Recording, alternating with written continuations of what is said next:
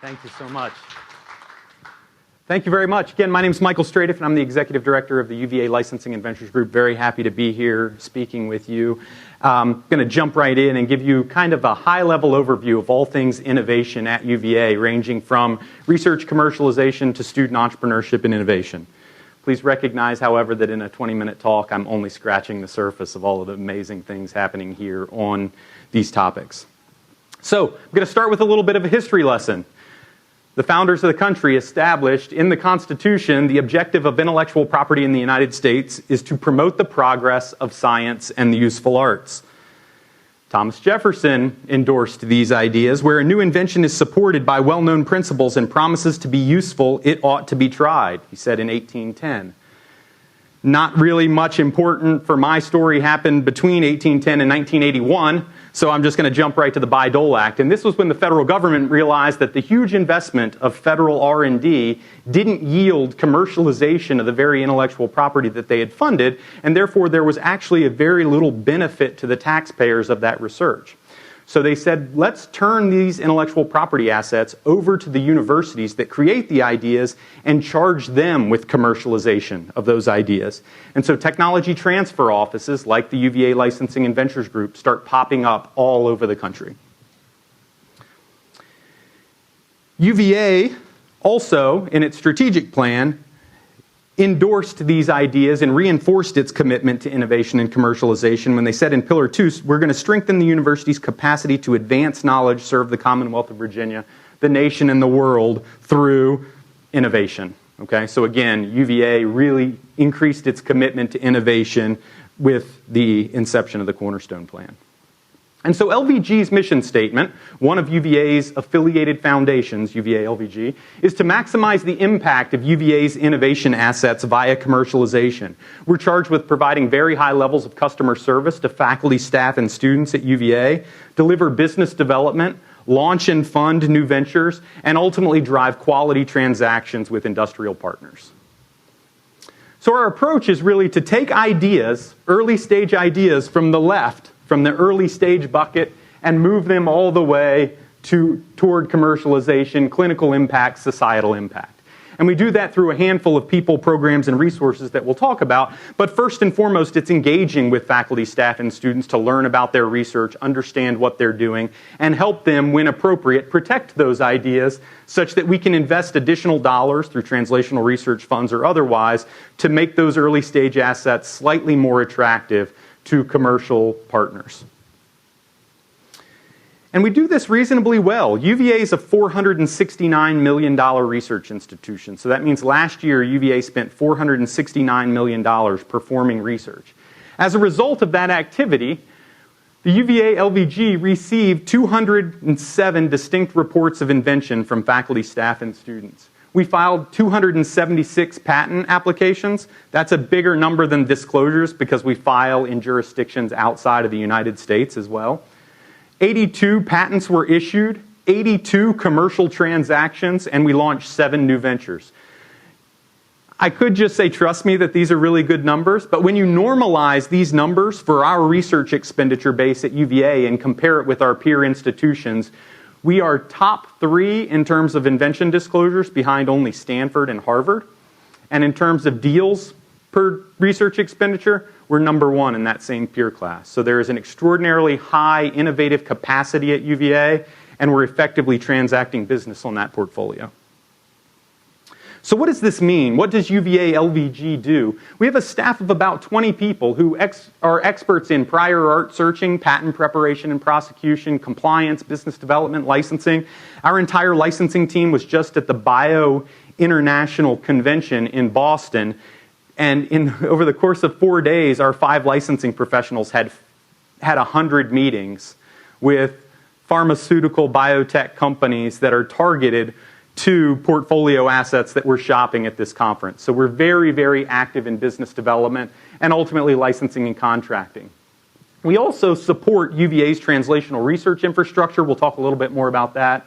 Research development, experimental design to enable patent protection for inventions, and then ultimately outreach and training of our faculty, staff, and students. So there are a huge number of people, programs, and resources at UVA that we leverage to help us deliver these outcomes. And I'm going to talk about 3 here on the left. The Wallace H. Coulter Translational Research Partnership in the Department of Biomedical Engineering is a $20 million endowed program that supports $1 million in translational research each year from the Department of Biomedical Engineering.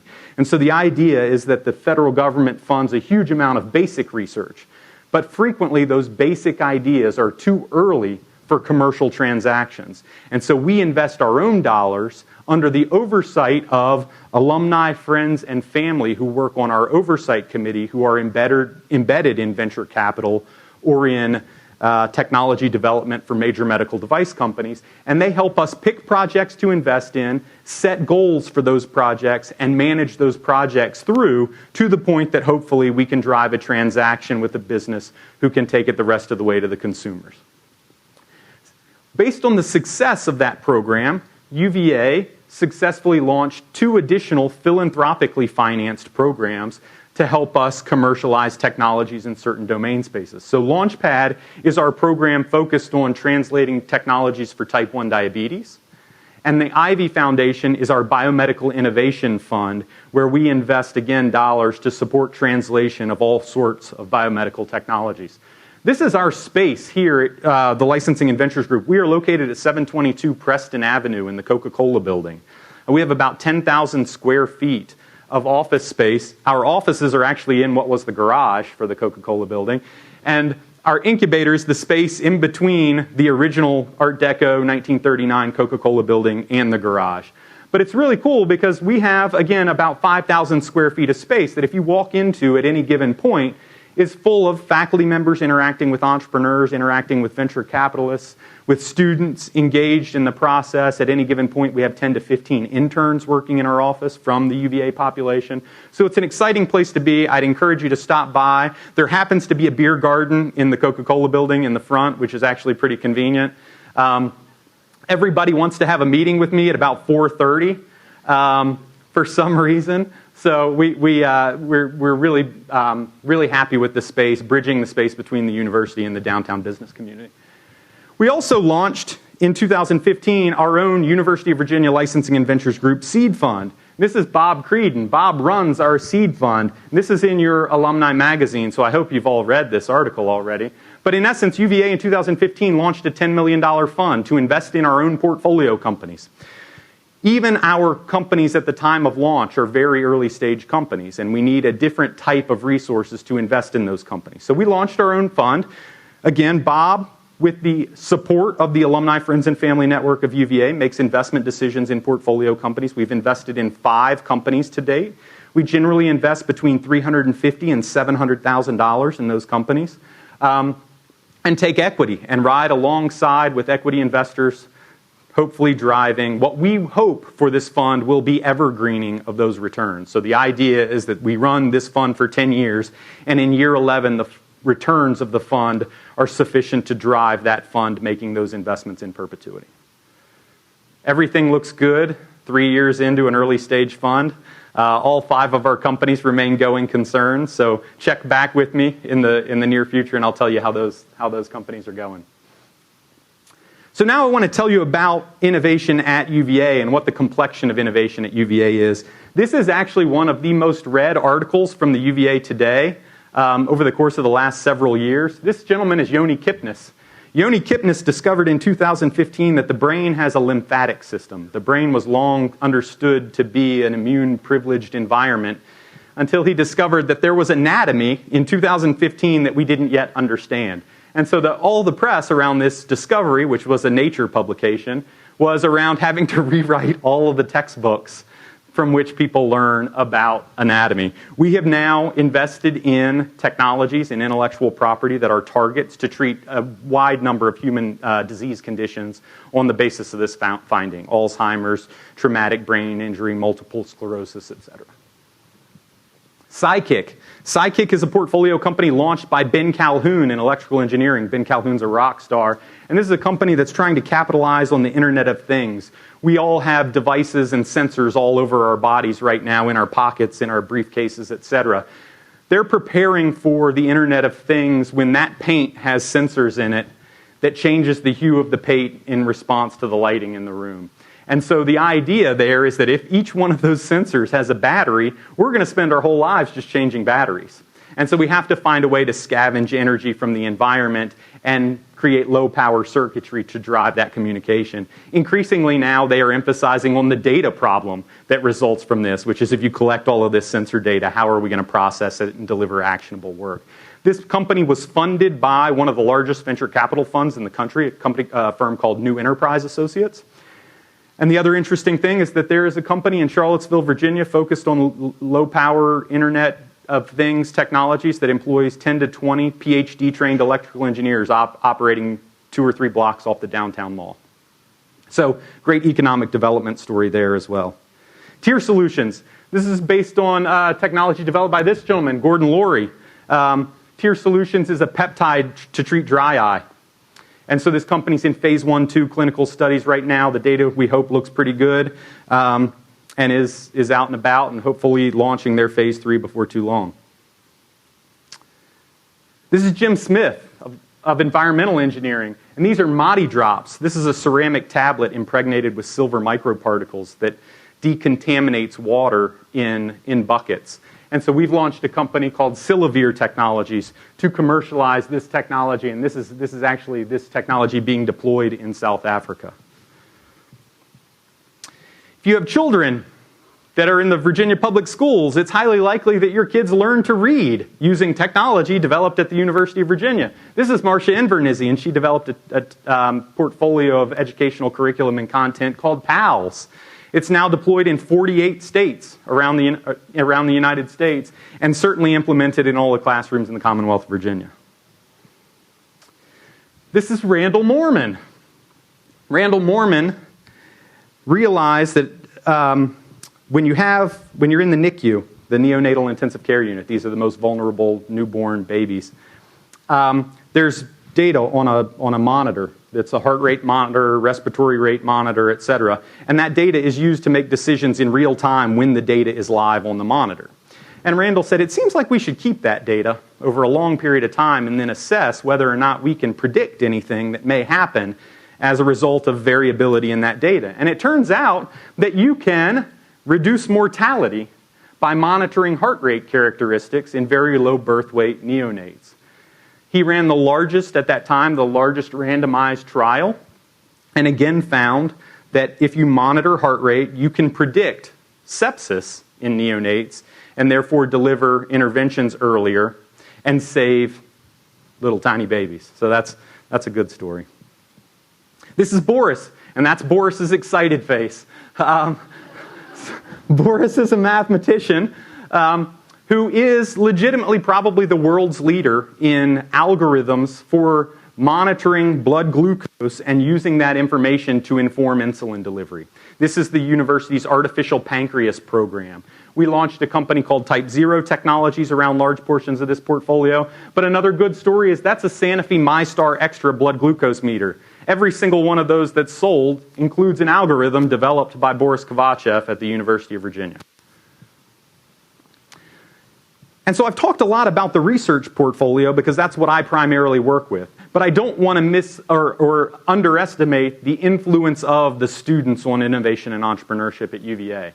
In many cases, students drive and catalyze lots of the innovation activity at the university. And just one example is all of the ACC schools compete each year in a program called the ACC Inventure Prize. And in 2016, our team competed and finished in second place. In 2017, we were in first place, and in 2018, we were in first place. And these are companies called Contraline, Agrospheres, and InMed Bio. Each of these two companies, Contraline and Agrospheres, have now raised money from private funds and are working in Charlottesville to commercialize these technologies. There is also an undergraduate entrepreneurship minor at the university. This is amazing. Any student in any discipline can get a minor in entrepreneurship at UVA. There are fellowships and internships at UVA LVG. We involve students in our processes. There are student competitions galore at UVA where students compete for cash prizes around entrepreneurial undertakings. The Gallant Challenge, the Pike Technology Showcase, and then the university-wide Entrepreneurship Cup. I think there are 20 student organizations focused on entrepreneurship and innovation at the university, from the undergraduate population through the graduate students. We also have a nonprofit corporation set up just on Elliewood that also works on training students to take jobs in the early stage, high-risk innovation and entrepreneurship economy. So where does the money go? If we make money doing all of these things, where does it go? From those gross proceeds, we deduct direct expenses that have not already been covered by the licensees themselves, and 35% of that income goes to the inventors as personal income. Okay? 35% is maintained by the Office of the Vice President for Research at UVA, and then 10% goes to the lab, department, and school that created the innovation itself. So there's a tremendous reinvestment back in the very infrastructure that catalyzed the invention itself. And so what do people do with that money? I guess a lot of times they buy cars. So if you're ever driving through Charlottesville and you see a license plate that you really just don't understand, vanity plate that you really just don't understand, it could be that it's related to technology commercialization. MP Rage is a MRI pulse sequence that Jim Brookman and John Mugler created, and I can assure you that he made a conservative choice with his Cooper up there. That's George Gillies. George Gillies likely is one of the pioneers of stereotactic surgery. UVA PF is the UVA Patent Foundation one that drove some of those revenues at least sufficient to buy a Corvette. ATL 146E, this is David Glover's BMW. That's an anti-inflammatory compound.